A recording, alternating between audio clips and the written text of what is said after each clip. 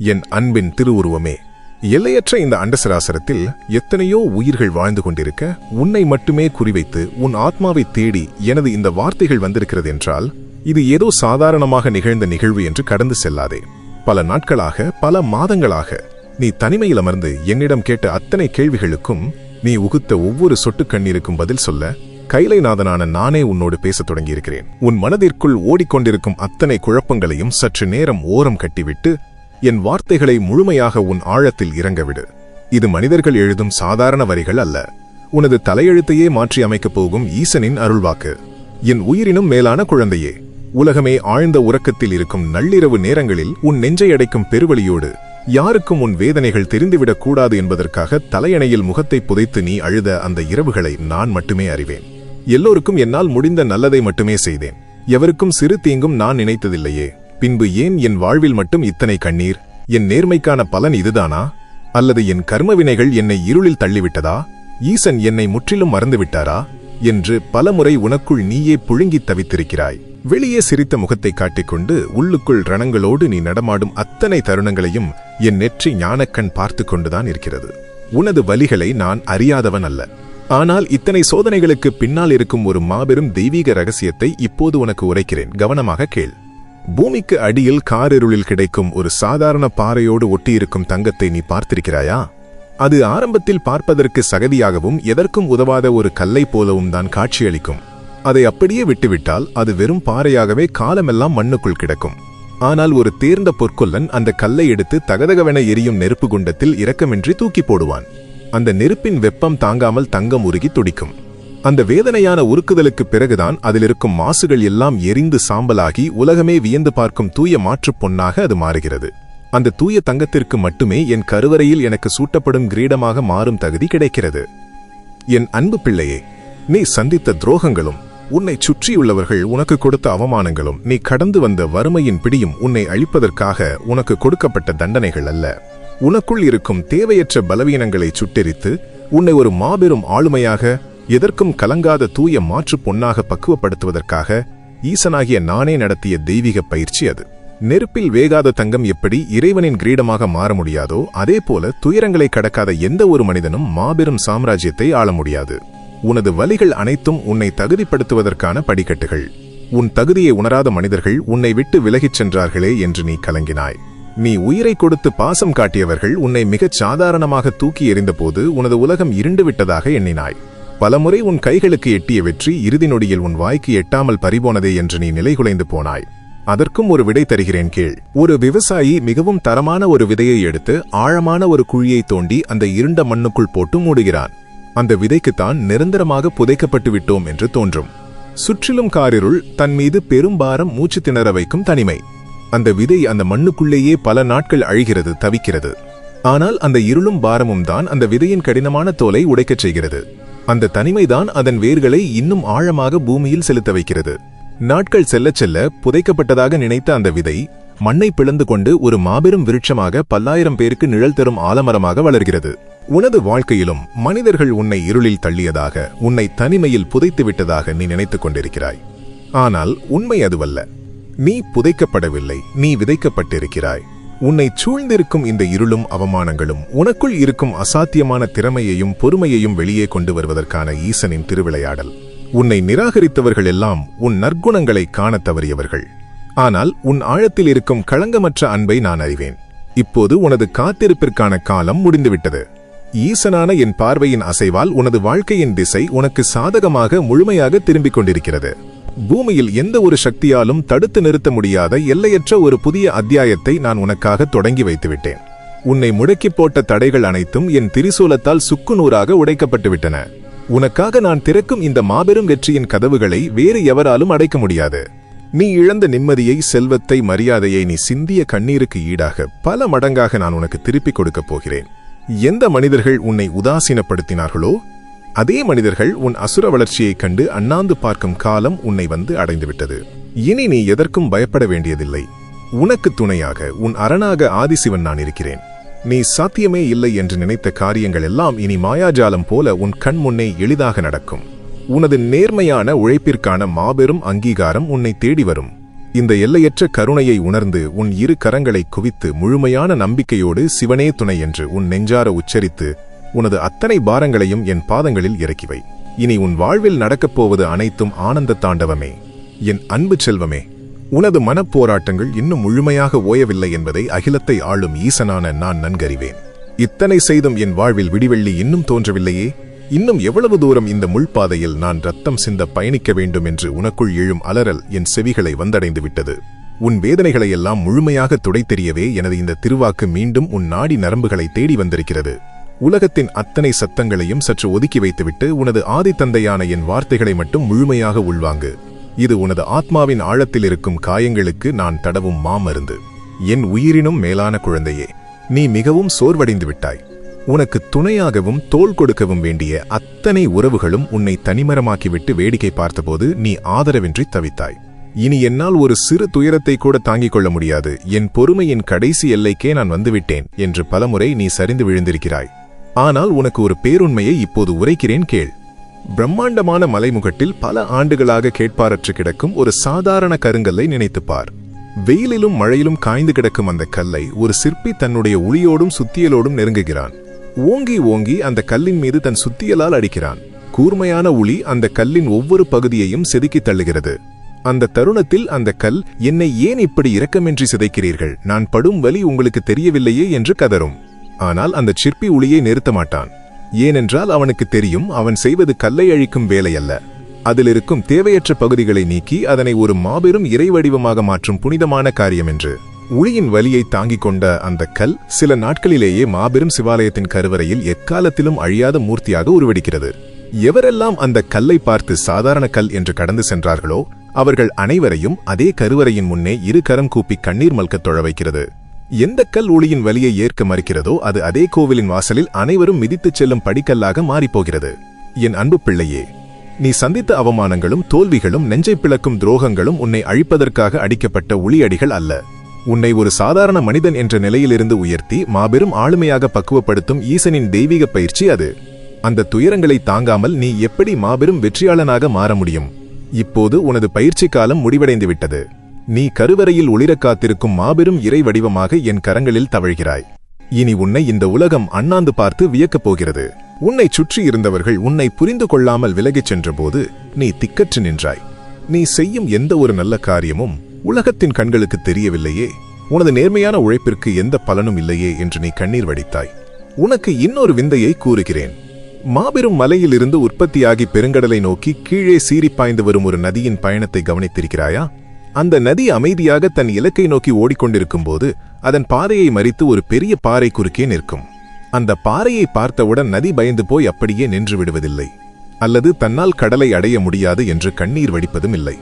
முழு பலத்தையும் திரட்டி அந்த பாறையின் மீது மோதும். மோதிய வேகத்தில் அந்த நதியின் சீற்றம் இன்னும் பல மடங்காக அதிகரிக்கும். பாறையை சுற்றி கொண்டு புதிய பாதையை உருவாக்கி முன்பை விட அதிக ஆவேசத்தோடு தன் இலக்கான கடலை நோக்கி பாய்ந்து செல்லும். அந்த தடைகள்தான் நதிக்கு புதிய பாதையையும் அசுர பலத்தையும் கற்றுக் கொடுக்கின்றன. உனது வாழ்க்கை பயணத்திலும் உனக்கு நேர்ந்த துரோகங்களும் பொருளாதார தடைகளும் வறுமையும் அந்த பாறைகளை போன்றதுதான். உனது மாபெரும் வெற்றி பயணத்தை தடுத்து நிறுத்திவிடலாம் என்று உனக்கு எதிராக செய்யப்பட்ட சூழ்ச்சிகள் அவை. ஆனால் ஈசனின் அருள் பெற்ற நீ சாதாரண நீரோடை அல்ல, தடைகளை தாண்டி பாயும் கங்கையின் பிரவாகம். உனக்கு முன்னே வைக்கப்பட்ட ஒவ்வொரு தடையும் உனக்குள் இருக்கும் அசாத்தியமான திறமைகளை வெளிக்கொண்டு வந்து உனக்கு புதிய பாதையை காட்டியிருக்கிறது. எந்த தடைகள் உன்னை வீழ்த்தும் என்று மற்றவர்கள் நினைத்தார்களோ அதே தடைகளை உடைத்தெறிந்து நீ மாபெரும் சாம்ராஜ்யத்தை அடையப் போகிறாய். உனது தூய்மையான எண்ணங்களும் மற்றவர்களுக்காக நீ செய்த மாபெரும் தியாகங்களும் எவ்வித கைமாறுமின்றி வீணாகி போனதே என்று நீ கலங்கினாய் அல்லவா? ஒரு விலைமதிப்பற்ற குங்கிலியத்தையோ அல்லது தூய்மையான சாம்பிராணியையோ நெருப்பில் இடும்போது என்ன நடக்கும் என்று சிந்தித்துப்பார். அது அமைதியாக இருக்கும் வரை சாதாரண பொருளாகத்தான் காட்சியளிக்கும். ஆனால் அது எரியும் நெருப்பில் தன்னை முழுமையாக அர்ப்பணித்து சாம்பலாக உருமாறும்போது அதிலிருந்து வெளிப்படும் திவ்யமான நறுமணம் அந்த மாபெரும் கோவில் முழுவதையும் ஆக்கிரமித்துக் கொள்ளும். தன்னை அழித்துக் கொண்டாலும் அதன் பெருமையை அந்த நறுமணம் எத்திசையிலும் பறைசாற்றும். நீ செய்த தியாகங்களும் நீ உகுத்த கண்ணீரும் வீண் போகவில்லை. உனது பொறுமையாலும் எவருக்கும் தீங்கு நினைக்காத உனது தூய்மையான குணத்தாலும் உனது நற்பெயர் இந்த சமுதாயம் முழுவதும் மாபெரும் நறுமணமாக பரவத் தொடங்கிவிட்டது. உனக்கு எதிராக பொய்களை பரப்பியவர்கள் தாங்கள் செய்த தவற்றை எண்ணி தலைகுனியப் போகிறார்கள். உனக்கு நான் அளிக்கப் போகும் கௌரவத்தை இந்த அகிலத்தில் எவராலும் தடுத்து நிறுத்தவே முடியாது. நீ பல்லாயிரம் பேருக்கு வழிகாட்டும் ஒரு போற்றுதலுக்குரிய மனிதராக உருவெடுக்கப் போகிறாய். உன்னை வாட்டி வதைத்த வறுமையின் கோரப்பிடியிலிருந்து உனக்கு மாபெரும் விடுதலையை ஈசனான நானே அளிக்கிறேன். நீ எதிர்பாராத திசைகளிலிருந்தும் முற்றிலும் அறிமுகமில்லாத மனிதர்கள் மூலமாகவும் உனக்கு பெரிய அளவிலான செல்வங்கள் வந்து சேரும். உனது கடன் சுமைகள் அனைத்தும் நெருப்பிலிட்ட சருகுகளாக சுக்குநூறாக உடையும். நீ இனி கையேந்துபவனாக அல்லாமல் பலருக்கும் வாரி வழங்கும் மாபெரும் வள்ளலாக மாறுவாய். உனக்கென்று ஒரு நிரந்தரமான உறைவிடமும் அஷ்ட ஐஸ்வர்யங்களும் உன் இல்லத்தில் நிரந்தரமாக தங்கும். நீ கடந்து வந்த பாதை கரடுமுரடானதுதான். ஆனால் அந்த பாதைதான் உன்னை வலிமையானவனாக மாற்றியிருக்கிறது. இதோ நான் உனக்கு முன்னே வெற்றிக்கான வாசலை முழுமையாக திறந்து வைத்திருக்கிறேன். இந்த பிரபஞ்சத்தில் எந்த ஒரு சூழ்ச்சியாலும் இதனை அடைக்க முடியாது. எம்பெருமான் ஈசனான நான் உன்னை ஒருபோதும் கைவிட மாட்டேன். உன் நிழலாக உன் மூச்சாக நான் எப்போதும் உன்னுடன் இருப்பேன். எதற்கும் கலங்காதே, உனது விடிவு காலம் தொடங்கிவிட்டது. முழுமையான நம்பிக்கையோடு சிவனே துணை என்று உச்சரித்து உனது மாபெரும் வெற்றியை பெற்றுக்கொள். என் ஆருயிர் குழந்தையே, உனது நெஞ்சாங்குழியில் இன்னும் அடங்காமல் தகித்துக் கொண்டிருக்கும் கவலையின் சூட்டை என் கைலாயம் வரை நான் உணர்கிறேன். எத்தனை காலம்தான் இந்த கண்ணீர் பயணம்? நான் நம்பியவர்கள் எல்லாம் என் முதுகில் குத்திவிட்டு வேடிக்கை பார்க்கிறார்களே, என் நியாயமான உழைப்புக்கு ஒரு சிறு பலன் கூட இன்னும் கிடைக்கவில்லையே என்று அழுது அழுது உனது கண்கள் வறண்டு போய்விட்டதை நான் அறிவேன். இந்த உலகத்தில் உனது வலியை ஆற்றுவதற்கு எவரும் இல்லை என்று நீ நினைத்த அந்த தனிமையான நொடிகள் அனைத்திலும் நான் உன் அருகிலேயே அமர்ந்து உனது கண்ணீரை துடைத்துக் கொண்டுதான் இருந்தேன். உன் மன போராட்டங்களுக்கு முற்றுப்புள்ளி வைக்கவே ஆதிசிவனான என் வார்த்தைகள் மீண்டும் உன் செவிகளை வந்தடைந்திருக்கிறது. அமைதியாக உட்கார்ந்து உன் தந்தையின் இந்த சிவவாக்கை முழுமையாக உள்வாங்கு. என் அன்பு பிள்ளையே, நீ மற்றவர்களுக்காக எத்தனையோ உதவிகளைச் செய்தாய். உனது சொந்த கவலைகளை மறைத்துக் கொண்டு உன்னை சுற்றி இருந்தவர்களின் முகத்தில் சிரிப்பை வரவழைக்க நீ பட்ட பாடுகளை நான் அறிவேன். ஆனால் அவர்கள் உனக்கு திருப்பிக் கொடுத்தது என்னவோ அடுக்கடுக்கான அவமானங்களையும் தாங்க முடியாத மன உளைச்சலையும் மட்டும்தானே என்று நீ குமுறுகிறாய். இதோ உனக்கான பேருண்மையை உரைக்கிறேன் கேள். ஆழ்கடலின் அடியில் அமைதியாக வாழ்ந்து கொண்டிருக்கும் ஒரு சிப்பியை நினைத்துப்பார். தற்செயலாக ஒரு சிறிய கூர்மையான மணல் துகளோ அல்லது தூசியோ அந்த சிப்பியின் மென்மையான உடலுக்குள் நுழைந்துவிடும். அந்த தூசு உள்ளே சென்ற மறுகணமே சிப்பிக்கு தாங்க முடியாத வலியும் எரிச்சலும் உண்டாகும். தன்னை உருக்கிக் கொள்ளும் அந்த வலியை தாங்க முடியாமல் அந்த சிப்பி தன்னுள் இருக்கும் ஒரு பிரத்யேகமான திரவத்தை அந்த தூசியின் மீது தொடர்ந்து பூசிக்கொண்டே இருக்கும். பல மாதங்கள் பல வருடங்கள் அந்த வலி தொடரும். ஆனால் இறுதியில் என்ன நடக்கும் தெரியுமா? எந்த தூசு அந்த சிப்பிக்கு மரண வலியை கொடுத்ததோ அதே தூசு அந்த திரவத்தால் மூடப்பட்டு அகிலமே வியந்து பார்க்கும் விலைமதிப்பற்ற பிரம்மாண்டமான முத்தாக உருமாறும். சாதாரண சிப்பியாக இருந்தாது அந்த வலியை கடந்து வந்ததால் அரசர்களின் கிரீடங்களை அலங்கரிக்கும் தகுதியை பெறுகிறது. என் அன்பின் திருவுருவமே, உனது வாழ்க்கையில் நீ சந்தித்த துரோகங்களும் உன்னை உதாசீனப்படுத்திய மனிதர்களும் நீ கடந்து வந்த வறுமையும் அந்த சிப்பிக்குள் நுழைந்த தூசியை போன்றதுதான். அவர்கள் உனக்கு கொடுத்த குடைச்சல்களும் அவமானங்களும் உன்னை துடிதுடிக்க செய்திருக்கலாம். ஆனால் ஈசனாகிய நான் உனது அந்த வலிகளின் மீது எனது சிவசக்தி என்னும் மாபெரும் திரவத்தை பூசிக்கொண்டே இருந்தேன். உன்னை சிதைப்பதற்காக வந்த அந்த துயரங்கள் எல்லாம் உன்னை ஒரு விலைமதிப்பற்ற முத்தாக, எதற்கும் கலங்காத மாபெரும் ஆளுமையாக மாற்றுவதற்காக நான் நடத்திய திருவிளையாடல் என்பதை புரிந்துகொள். வலியை தாங்காத சிப்பி முத்தை ஈன்றெடுக்க முடியாது. அதுபோலவே இந்த துயரங்களை கடக்காமல் நீ ஒருபோதும் மாபெரும் வெற்றியை அடைய முடியாது. இப்போது உனது பயிற்சி காலம் முடிந்துவிட்டது. நீ உலகமே வியக்கும் முத்தாக முழுமையடைந்து விட்டாய். உன்னோடு பயணம் செய்தவர்களெல்லாம் மிக எளிதாக வாழ்க்கையில் முன்னேறிச் செல்ல, நீ மட்டும் எந்த ஒரு சிறு வளர்ச்சியும் இல்லாமல் அதே இடத்தில் தேங்கி கிடக்கிறாயே என்று நீ பல இரவுகள் விழித்திருந்து வேதனைப்பட்டாய். உனது திறமைகளுக்கு எந்த அங்கீகாரமும் கிடைக்கவில்லையே என்று கலங்கினாய். உனக்கு ஒரு இயற்கையின் விந்தையை கூறுகிறேன். ஒரு அடர்ந்த வனத்தில் பலவிதமான மரங்களின் விதைகளை மண்ணில் தூவுகிறார்கள். மற்ற சாதாரண மரங்களின் விதைகளெல்லாம் சில நாட்களிலேயே முளைத்து வெளியே துளிர்விட்டு வளரத் தொடங்கிவிடும். அதை பார்க்கும் மனிதர்கள் அந்த மரங்களை கொண்டாடுவார்கள். ஆனால் அந்த மண்ணில் விதைக்கப்பட்ட ஒரு மூங்கில் விதை மட்டும் பல வருடங்களாக வெளியே எந்த ஒரு வளர்ச்சியையும் காட்டாது. அது வீணாகிவிட்டது, அழுகி போய்விட்டது என்று உலகமே அதை ஏளனம் செய்யும். ஆனால் அந்த மூங்கில் விதைக்கு தெரியும் அது என்ன செய்து கொண்டிருக்கிறது என்று. வெளியே தன்னை வெளிக்காட்டிக் கொள்ளாத அந்த வருடங்களில் அது பூமியின் அதல பாதாளம் வரை தனது வேர்களை மிக ஆழமாகவும் பலமாகவும் பரப்பிக் கொண்டிருக்கும். ஒரு கட்டத்தில் அதன் வேர்கள் முழுமையான பலத்தை அடைந்தவுடன் மிக குறுகிய காலத்திலேயே அந்த மூங்கில் மரம் வானை முட்டும் அளவிற்கு அசுர வளர்ச்சியை காட்டி அகிலத்தையே மிரள வைக்கும். சிறிய காற்றில் கூட சாதாரண மரங்கள் சாய்ந்துவிடும். ஆனால் ஆழமான வேர்களை கொண்ட மூங்கிலை எந்த பெரும் புயலாலும் அசைக்க முடியாது. உனது வாழ்க்கையும் அந்த மாபெரும் மூங்கிலை போன்றதுதான். உன்னை சுற்றி இருந்தவர்கள் பெற்ற சிறிய வெற்றிகளைக் கண்டு இந்த உலகம் அவர்களை கொண்டாடியது. உன்னால் எதையும் சாதிக்க முடியாது என்று உன்னை பார்த்து நகைத்தது. ஆனால் ஈசனாகிய எனக்கு தெரியும், நீ சாதாரண மரம் அல்ல, பெருங்காற்றையும் தாங்கும் மூங்கில் என்று.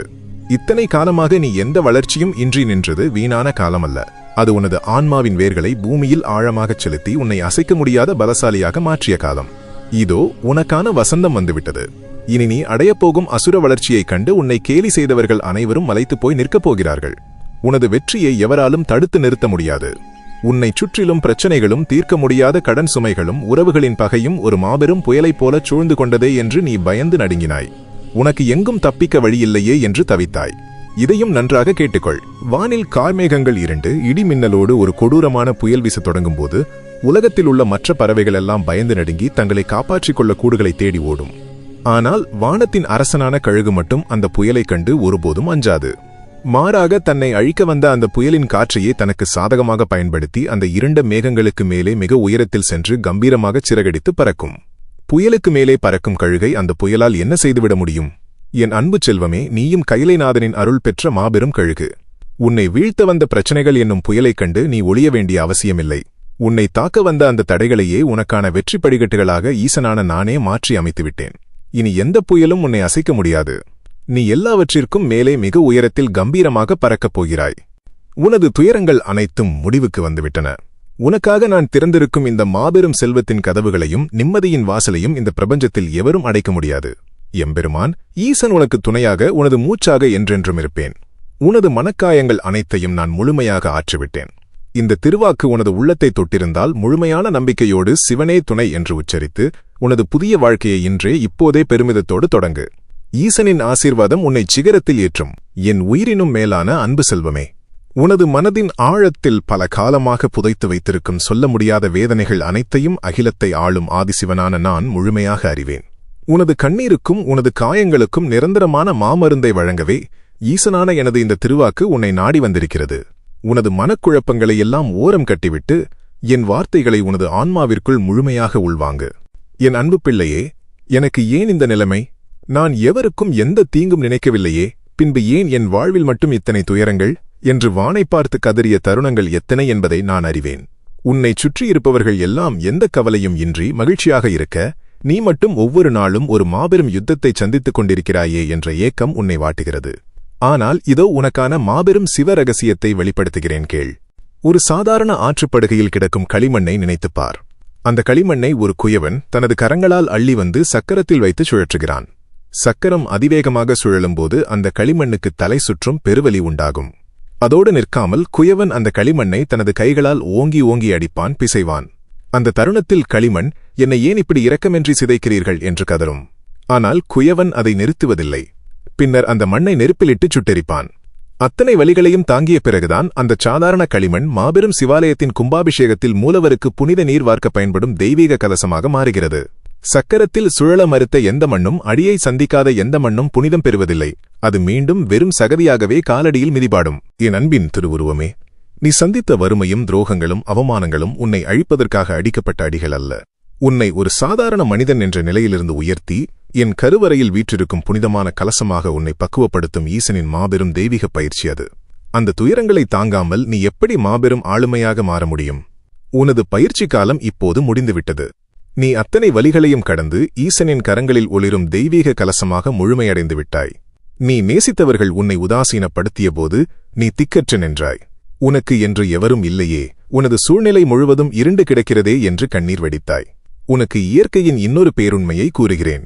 ஒரு அழகிய தாமரை மலர் எங்கு பூக்கிறது என்று சிந்தித்துப்பார். அது தெளிவான தூய்மையான நீரில் பூப்பதில்லை. சேரும் சகதியுமான துர்நாற்றம் வீசும் இருண்ட குளத்தில்தான் தாமரை பிறக்கிறது. அந்த தாமரையின் வேர்கள் முழுவதும் ஆழமான சகதிக்குள்ளேயே புதைந்து கிடக்கின்றன. அந்த சகதியை பார்த்து தாமரை பயந்து நடுங்குவதில்லை, அல்லதுதான் இந்த அழுக்கில் கிடக்கிறோமே என்று கண்ணீர் வடிப்பதில்லை. மாறாக தன்னை சுற்றியுள்ள அந்தச் சேற்றிலிருந்தே தன் உயிர்க்கான முழு பலத்தையும் உறிஞ்சி அந்த அழுக்கான நீருக்கு மேலே கம்பீரமாக எழுந்து வந்து உலகமே வியக்கும் வண்ணம் அழகாக பூத்து குலுங்குகிறது. சேற்றில் பிறந்தாலும் அந்த தாமரை மலருக்குத்தான் என் திருப்பாதங்களை அலங்கரிக்கும் மாபெரும் தகுதி கிடைக்கிறது. உனது வாழ்க்கையிலும் நீ கடந்து வந்த வறுமை, உனக்கு எதிராகச் செய்யப்பட்ட சூழ்ச்சிகள், மனிதர்களின் துரோகங்கள் அனைத்தும் அந்த சேற்றைப் போன்றதுதான். நீ ஏன் இந்த சேற்றில் தள்ளப்பட்டாய் தெரியுமா? அதைக் கண்டு பயந்து நீ அழிந்து போவதற்காக அல்ல. அந்த தடைகளிலிருந்தே உனக்கான மாபெரும் பலத்தை பெற்று அந்த இருளுக்கு மேலே கம்பீரமாக எழுந்து வர வேண்டும் என்பதற்காகத்தான். உன்னை முடக்கி போட நினைத்தவர்கள் எல்லாம் நீ அடையும் அசுர வளர்ச்சியைக் கண்டு அண்ணாந்து பார்க்கப் போகிறார்கள். சேற்றை கடந்து வந்த உனது உழைப்பு தாமரையாக என் பாதங்களில் சமர்ப்பிக்கப்பட்டுவிட்டது. உனது திறமைகள் எந்த ஒரு மனிதரின் கண்களுக்கும் தெரியவில்லையே. நீ எடுத்த முயற்சிகள் எல்லாம் தொடர்ந்து தோல்வியையே தழுவுகிறதே என்று நீ மனம் உடைந்து போனாய். இதற்கும் ஒரு விடையளிக்கிறேன் கேள். ஒரு மாபெரும் போர் வீரன் தனது கைகளில் வைத்திருக்கும் வில்லை எவ்வளவு தூரம் பின்னோக்கி இழுக்கிறான் என்பதை கவனித்திருக்கிறாயா? அந்த வில் வளைக்கப்படும்போது அந்த மரத்திற்கு தாங்க முடியாத வலி உண்டாகும். என்னை ஏன் இப்படி வளைத்து உடைக்க பார்க்கிறார்கள் என்று அந்த வில் கலங்கும். ஆனால் அந்த வில்லை எவ்வளவு தூரம் பலமாக பின்னோக்கி வளைக்கிறார்களோ அதிலிருந்து புறப்படும் அம்பு அவ்வளவு வேகமாகவும் துல்லியமாகவும் சென்று தனது இலக்கை தாக்கும். வில் வளைக்கப்படாமல் எந்த அம்பும் இலக்கை அடைவதில்லை. உனது வாழ்க்கையிலும் நீ சந்தித்த தொடர் தோல்விகளும் பின்னடைவுகளும் உன்னை வளைப்பதற்காக கொடுக்கப்பட்டவையல்ல. உன்னை இன்னும் வேகமாக மாபெரும் வெற்றியின் இலக்கை நோக்கி செலுத்துவதற்காக ஈசனாகிய நானே உன்னை பின்னோக்கி இழுத்தேன். உனது காத்திருப்பும் பின்னடைவுகளும் வீணாகிவிடவில்லை. நீ முழுமையான பலத்தோடு சீரிப்பாயப் போகும் காலம் வந்துவிட்டது. இனி உனது வெற்றியை அகிலத்தில் எவராலும் தடுத்து நிறுத்த முடியாது. உன்னை வாட்டி வதைத்த வறுமையின் பிடியிலிருந்து உனக்கு முழுமையான விடுதலையை நான் அளிக்கிறேன். நீ எதிர்பாராத திசைகளிலிருந்தும் உனக்கு பெரிய அளவிலான செல்வங்கள் வந்து சேரும். உனது கடன் சுமைகள் அனைத்தும் நெருப்பிலிட்ட சருகுகளாக சுக்குநூறாக உடையும். நீ இனி கையேந்துபவனாக அல்லாமல் பலருக்கும் வாரி வழங்கும் மாபெரும் வள்ளலாக மாறுவாய். உனது குடும்பத்தில் அமைதி நிலவும். உனது சொல்லுக்கு மாபெரும் அதிகாரம் கிடைக்கும். என் அருமை குழந்தையே, நீ கடந்து வந்த இருண்ட பாதைகள் அனைத்தும் நிறைவடைந்துவிட்டன. நீ இனி எதற்கும் எவருக்கும் அஞ்ச வேண்டியதில்லை. உன்னை நோக்கி வரும் எந்த எதிர்ப்புகளையும் கண்டு நீ கலங்காதே. ஏனென்றால் உனக்கு முன்னே அரணாக எம்பெருமான் ஈசனான நான் நிற்பேன். உனது மனக்காயங்கள் அனைத்தையும் நான் முழுமையாக ஆற்றிவிட்டேன். இனி உன் வாழ்க்கையில் நிம்மதியும் மகிழ்ச்சியும் கைலாயத்தின் பேரமைதியும் மட்டுமே நிரந்தரமாக நிலைத்திருக்கும். நீ யாருமற்ற அனாதை அல்ல. இந்த அகிலத்தை ஆளும் ஆதிசிவன் உனக்கு உற்ற துணையாக இருக்கிறேன். உனது ஒவ்வொரு அடியிலும் என் ஆசீர்வாதம் இருக்கும். கைலைநாதனின் இந்த சிவவாக்கு உனது ஆன்மாவின் ஆழத்தை தொட்டிருந்தால் உனது வாழ்க்கையில் ஒரு மாபெரும் புதிய விடியல் பிறந்துவிட்டது என்று நீ முழுமையாக நம்பினால், சிவனே துணை என்று பதிவிட்டு உனது மாபெரும் வெற்றியைச் சிவபெருமானின் பாதங்களில் சமர்ப்பித்துக்கொள். ஈசனின் பேரருள் எக்காலத்திலும் உன்னை ஒருபோதும் கைவிடாது. என் உயிருடன் கலந்த அன்பு செல்வமே, உனது நீண்ட நெடிய இருண்ட பயணத்தின் இறுதி எல்லையை நீ அடைந்து விட்டாய். இத்தனை காலமாக நீ நெஞ்சில் சுமந்த வேதனைகளும் யாருக்கும் தெரியாமல் நீ வடித்த கண்ணீரும் உனக்குள் மூண்ட பெருநெருப்பும் இப்போது நிரந்தரமாக தணியப் போகிறது. இது அகிலத்தை ஆளும் கைலைநாதனான ஈசனின் இறுதி தீர்ப்பு. இனி உன் வாழ்வில் சோதனை என்ற சொல்லுக்கே இடமில்லை. உன் கர்மவினைகளும் தடைகளும் என் நெற்றிக் கண்ணின் பார்வையால் முழுமையாக சுட்டெரிக்கப்பட்டுவிட்டன. உனது கண்ணீர் துளிகளை துடைத்து உன்னை ஒரு சிம்மாசனத்தில் அமர வைக்கவே எனது இந்த திருவாக்கு உன்னை நாடி வந்திருக்கிறது. உன் மனதின் அத்தனை குழப்பங்களையும் நீக்கிவிட்டு ஆதிசிவனான எனது வார்த்தைகளை உனது ஆத்மாவிற்குள் முழுமையாக உள்வாங்கு. என் அன்பு பிள்ளையே, எனக்கு ஏன் இத்தனை வலிகள், நான் செய்த தவறுகள்தான் என்ன என்று நீ பலமுறை சரிந்து விழுந்திருக்கிறாய். உனக்கு நான் ஒரு பேருண்மையை உரைக்கிறேன் கேள். காட்டிலே எத்தனையோ சாதாரண மூங்கில்கள் வளர்கின்றன. அவற்றை பலரும் வெட்டி வீசுகிறார்கள், எரிக்கிறார்கள். ஆனால் ஒரு குறிப்பிட்ட மூங்கிலை மட்டும் தேர்ந்தெடுத்து அதிலே பல துவாரங்களை இடுகிறார்கள். தன் உடலில் இத்தனை காயங்களை ஏற்படுத்துகிறார்களே என்று அந்த மூங்கில் கதறி துடிக்கும். ஆனால் அந்த காயங்கள்தான் அதை சாதாரண மூங்கில் என்ற நிலையிலிருந்து உலகமே மயங்கும் தெய்வீக புல்லாங்குழலாக மாற்றுகிறது. அந்த புல்லாங்குழல் ஆதிசிவனான என் கரங்களை வந்தடைந்து என் மூச்சுக்காற்று அதன் மீது படும்போது அதிலிருந்து எழும் தேனினும் இனியநாதம் அண்டசராசரங்களையும் அமைதிப்படுத்துகிறது. நீ கடந்து வந்த துரோகங்களும் ஏமாற்றங்களும் வறுமையும் உன் உடலில் இடப்பட்ட அந்த துவாரங்கள் போன்றவை. உன்னை அழிப்பதற்காக கொடுக்கப்பட்ட வலிகள் அல்ல அவை. உன்னை நான் மாபெரும் இறைநாதத்தை எழுப்பும் புல்லாங்குழலாக பக்குவப்படுத்துவதற்காக நடந்த திருவிளையாடல் அது. வலிகளை தாங்காத மூங்கில் ஒருபோதும் தெய்வீக நாதத்தை எழுப்ப முடியாது. இதோ உனது பயிற்சி காலம் முழுமையாக முடிந்துவிட்டது. இனி உன் வாழ்விலிருந்து வெளிப்படப் போவது இந்த அகிலமே வியந்து பார்க்கும் மாபெரும் வெற்றியின் நாதம் மட்டுமே. உன்னை முடக்கிப் போட்ட நோய்களும் பொருளாதார தடைகளும் உனது எதிர்காலத்தையே இருளாக்கிவிட்டதே என்று நீ பயந்து நடுங்கினாய். உனக்கு இயற்கையின் இன்னொரு விந்தையை கூறுகிறேன். தன்னைத்தானே சுற்றி கொண்ட ஒரு சிறிய கூட்டுக்குள் சிறு வெளிச்சம் கூட இல்லாமல் முடங்கி கிடக்கும் ஒரு புழுவை நினைத்துப்பார். அந்த இருண்ட கூட்டுக்குள் அது படும் வேதனை கொஞ்ச நஞ்சமல்ல. தான் நிரந்தரமாக இருளில் அடைக்கப்பட்டு விட்டோம், இதோடு நமது வாழ்க்கை முடிந்துவிட்டது என்று அது நினைக்கலாம். ஆனால் அந்த இருளும் தனிமையும் தான் அதற்கு மாபெரும் பலத்தையும் அழகிய சிறகுகளையும் உருவாக்குகிறது. ஒரு குறிப்பிட்ட தெய்வீக காலம் வந்ததும் அந்த கடினமான கூட்டை உடைத்துக்கொண்டு வானவில்லையே தோற்கடிக்கும் பிரம்மாண்டமான வண்ணங்களோடு எல்லையற்ற வானத்தில் சுதந்திரமாகச் சிறகடித்து பறக்கும் வண்ணத்துப் பூச்சியாக சிறகடித்து பறக்கும் வண்ணத்துப் பூச்சியாக அது வெளிவருகிறது. உனது வாழ்க்கையில் நீ சந்தித்த தனிமையும் உன்னை வாட்டிய வறுமையும் மனிதர்களின் உதாசீனங்களும் உனக்கான பலமான சிறகுகளை உருவாக்கும் சிவப்பயிற்சி. இதோ உன்னை இத்தனை காலமாக முடக்கிப் போட்ட வறுமை, அவமானம், துரோகம் என்னும் அத்தனை மாயக்கூடுகளையும் ஆதிசிவனான நானே என் திரிசூலத்தால் சுக்குநூறாக உடைத்துவிட்டேன்.